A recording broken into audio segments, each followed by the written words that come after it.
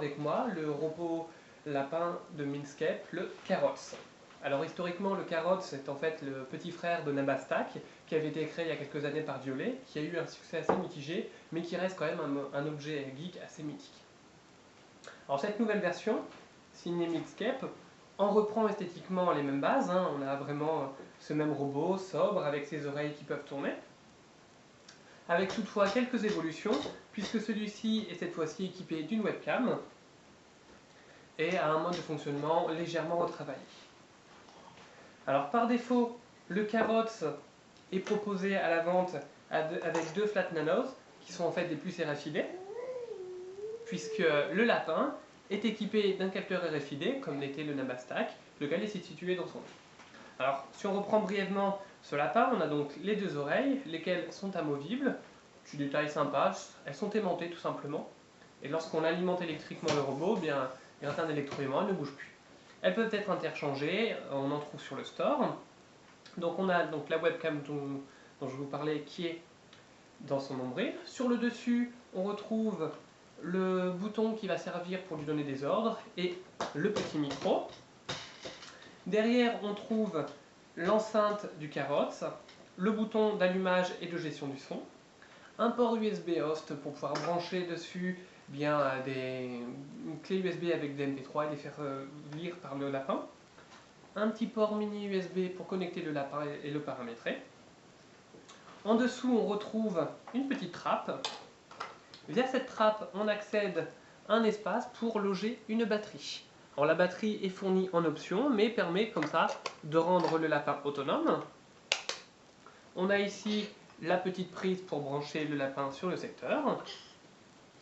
Une petite molette qui va nous permettre de régler l'inclinaison de la webcam. Et enfin, un petit crochet pour y brancher un anti-vol. Voilà donc pour la brève présentation de ce lapin. Nous allons donc l'alimenter électriquement. Voilà, le démarrer.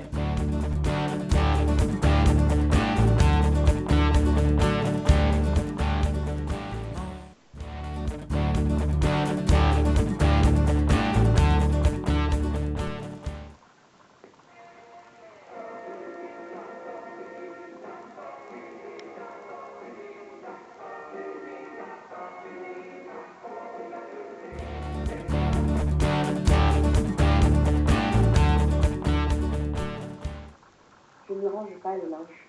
Non, mais faut pas rêver.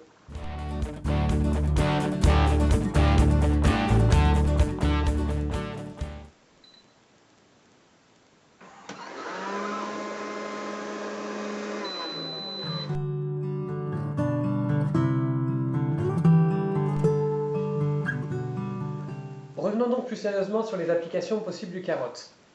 Alors le Carrots en lui-même n'est pas réellement un périphérique, puisque équipé d'un processeur ARM 400 MHz, de 64 MB de mémoire et 256 MB de mémoire flash, on peut le considérer comme un mini-ordinateur, avec différentes applications qui peuvent lui être attribuées.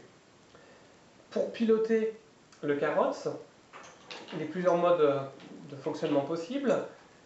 Le premier étant l'usage des flat nanos, le second étant un guidage vocal, et enfin, depuis des logiciels de pilotage via Internet. Alors c'est un robot connecté, donc l'essentiel de ces possibilités se font grâce à Internet. D'ailleurs, ces applications se paramètrent sur le portail Carrots, là où on va choisir les applications qu'on décide de lui installer, et ensuite le mode de fonctionnement qu'on associe à ces applications. Alors les applications peuvent être en mode automatique. Par exemple, si on paramètre son flux RSS, le robot peut, dès qu'il reçoit un nouveau billet dans un flux, nous le lire. Moi par exemple, là mon flux RSS de l'Île-de-France, je l'ai paramétré en mode manuel. Alors j'appuie sur le bouton. Mon RSS GDF. Voilà, comme vous avez pu le constater, lorsque j'ai fait un démarrage d'application, la LED s'est mise à s'allumer en orange. Je donne mon ordre qui va être compris. Le robot maintenant clignote en bleu. Ça signifie qu'il est en train de se connecter sur Internet et aller chercher les informations qui lui sont destinées. Alors vous allez constater que actuellement, La voix du Nabastack, du Carrots, pardon, n'est pas super sexy. GDF. Bande-annonce de Transformers 3. Les films Transformers et Michael Bay sont loin d'être des chefs d'œuvre de scénario. Par contre, pour s'en mettre plein les yeux pendant des heures. C'est le top. En plus, il y a des robots. Je vous propose donc la nouvelle VA du 3 de la série. Voilà qui nous délivre un peu plus. Voilà. Fin du flux RSS. Si on appuie 2 fois sur le bouton, on va arrêter l'application lancée. Donc ce que je vous disais, la voix du robot n'est pas actuellement super sexy, mais ça en passe d'évoluer.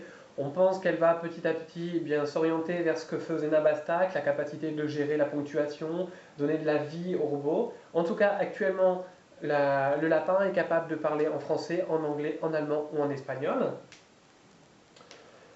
On a donc, je vous parlais d'un lancement par guidage vocal. On peut avoir un lancement grâce au flat nanos. Tout simplement, je passe le flat nanos au niveau du nez, ou l'endroit où est logé le capteur RFID. Donc là, je lance l'application météo. Météo Cherbourg. Aujourd'hui nuageux dans l'ensemble. Il fait actuellement 14 degrés. Demain, couverture nuageuse partielle. Il fera 9 degrés. Voilà, donc le robot se connecte sur Internet, va chercher des informations relatives à l'application, donc là, le paramétrage météo, pour ensuite nous les lire. Le robot peut également lire des MP3. Donc pour ce faire, on branche une clé USB à l'arrière du lapin et on lance l'application Music Player. Music Player. Donc le robot va lire la clé USB et exécuter la MP3 qui le contient.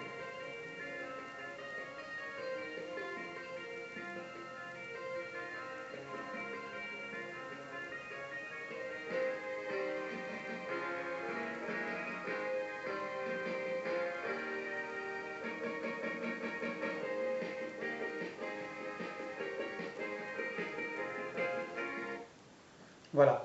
Alors, si actuellement ça semble un peu basique, il faut voir également que le robot est proposé avec en option une station, un dock audio, lequel va proposer de transformer le Carrots en une espèce de petite chaîne audio assez sympathique.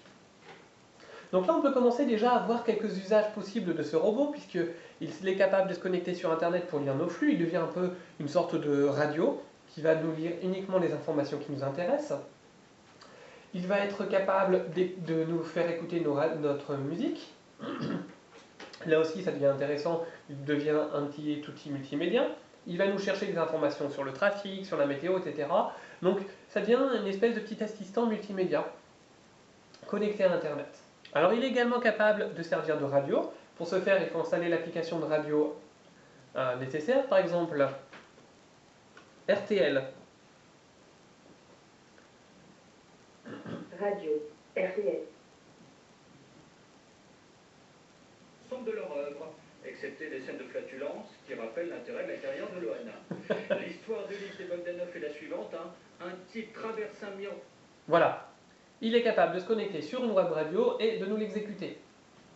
Associé à l'application réveil qui devrait exister de sous peu, le robot sera capable de devenir dans notre chambre notre radio réveil qui va aller nous chercher sur internet la web radio et nous réveiller au son de la radio qui nous plaît. Quand même assez intéressant en termes d'usage. Alors le robot a été vendu également par Mindscape comme étant capable de servir de téléphone, d'outils de chat grâce à sa webcam, etc. sont actuellement des applications qui ne sont pas opérationnelles. Toutefois, le portail d'applications est mis à jour régulièrement. Actuellement, à peu près 90 applications sont disponibles. Certaines qui sont très populaires viennent d'être créées, notamment Twitter. Et sous peu, le lapin devrait être capable d'exploiter au mieux ses capacités Wi-Fi, webcam, téléphonie, etc. À l'heure actuelle, l'application qui gère le mieux la caméra, c'est l'application Maison. Tout simplement, on appuie dessus, Maison Team. Le lapin va prendre en photo ce qu'il y a dans la webcam et m'envoyer un mail pour m'informer que je suis rentré à la maison, voilà ma petite frimousse. Alors ça peut être assez intéressant pour les parents qui ont un enfant, ils veulent savoir si l'enfant est rentré à la maison, ils en seront informés de cette façon. C'est aussi une façon d'expliquer d'ailleurs. Donc là encore, on peut voir un usage qui peut être plus domestique. Là, le portail est assez sommaire, mais il va s'étoffer, et on peut imaginer également des usages tels que le proposait le Nabastak à l'époque, de lecture d'histoire, etc. aux enfants avec des puces RFID. Le potentiel du lapin est immense.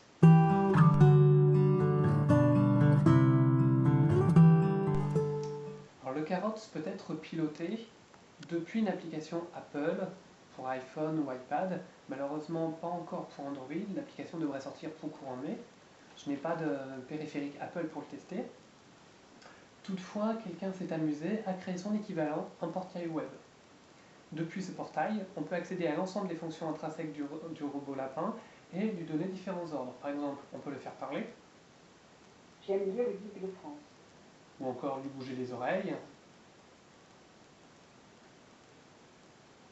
Ou lui changer sa couleur de LED.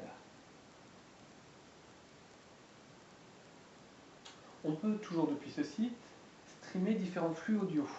Ça devient assez intéressant puisque le site contient donc une bibliothèque assez conséquente. Notamment, il propose la diffusion de livres tels que les Fables de La Fontaine. On trouve également de nombreux recueils, des recueils de poèmes, etc. Le lapin peut également diffuser quelques pistes audio qui elles aussi sont préenregistrées sur le site et diffusées de la sorte. Il y a une bibliothèque assez intéressante, assez importante. On va avoir la possibilité, et ça c'est vraiment sympa, de streamer des radios. Par exemple, si on décide d'écouter RTL2, on se retrouve à écouter sa radio depuis le lapin. Un point qui est très intéressant, c'est que ce site a été écrit de telle façon à être compatible avec un navigateur mobile. De fait, il est possible de piloter son lapin depuis un mobile sous Windows 7 Phone ou encore Android, lesquels n'ont encore pas d'application Carrots. Ça a donné la possibilité, on veut écouter une radio, hop, on sort son téléphone, tac, on lance une radio et on peut écouter sa piste. Je trouve ça super sympa. Ou Carrots, c'est chez nous, on décide d'envoyer un petit coucou à notre geekette, on sort son téléphone, tac tac, on passe un message et le lapin le lit. On peut également bien prendre des photos, voilà, depuis le site. Cela donne un aperçu de tout ce dont est capable actuellement le robot, tout en sachant que Minscape propose une web API pour développer, ou encore un SDK Java qui va nous permettre de développer nos propres applications Carrots et profiter de tout son potentiel pour en faire un lapin communicant de nouvelle génération. On a vu tout ce qu'il est capable de faire maintenant, on peut imaginer des applications qui sont propres à un besoin que l'on va développer grâce à ces API et utiliser le lapin de la sorte. Donc actuellement, effectivement, le lapin n'a pas encore toutes les fonctionnalités qui ont été vendues par Minscape, comme la téléphonie, la vidéoconférence, etc.